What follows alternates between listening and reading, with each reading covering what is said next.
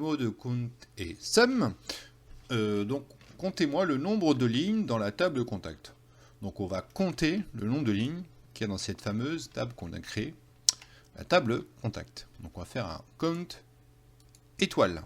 Étoile prend toutes les colonnes, comme le select, toutes les colonnes de la table. Donc, select count, qu'est-ce que ça donne? Là, on a bien 16 lignes. OK.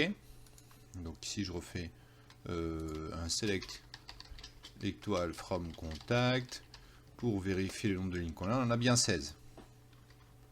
Ok, le select count étoile va compter toutes les lignes de la table.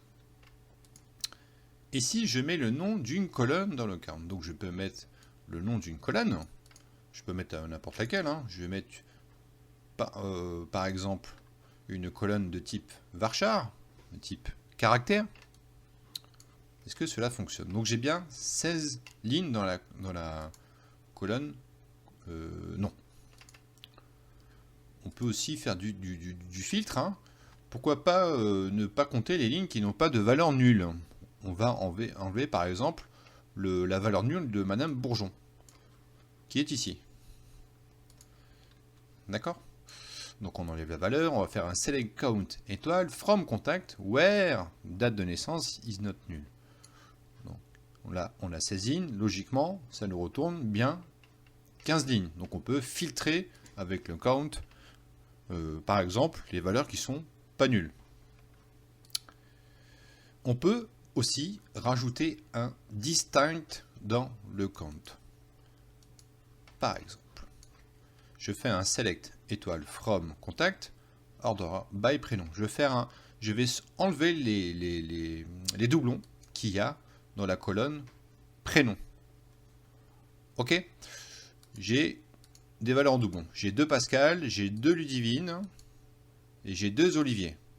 Je la refais, j'ai 2 Pascal ici, 2 Olivier et 2 Ludivine. Logiquement, il n'y a que Olivier, Ludivine et Pascal en doublon. Donc logiquement, ça va me retourner 13. Pourquoi? Car j'ai 16 lignes moins 3 doublons, donc ça va faire 13 lignes. Je vais faire le select count et à l'intérieur du count, je peux faire un distinct sur la colonne où je vais enlever les doublons. Je vais jouer cette requête. Là, j'ai bien le nombre 13. Il m'a enlevé les doublons.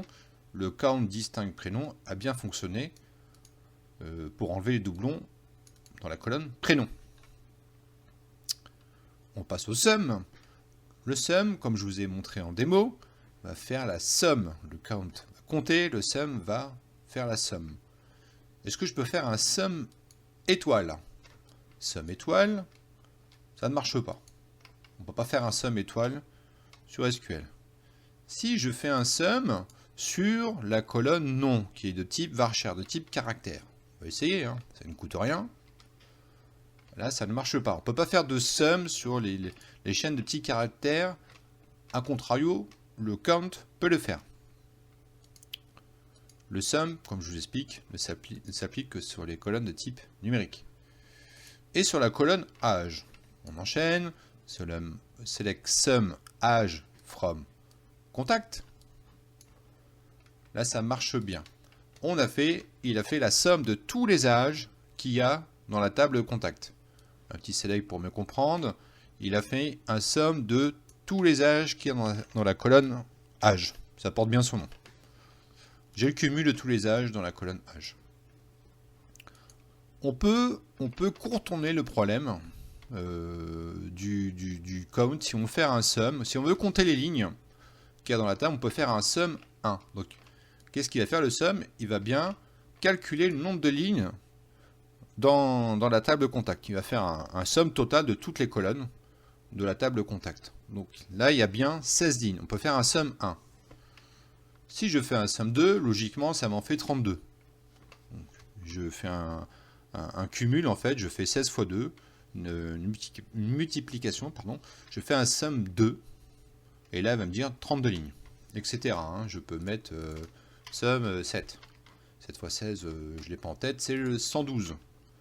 Etc. etc.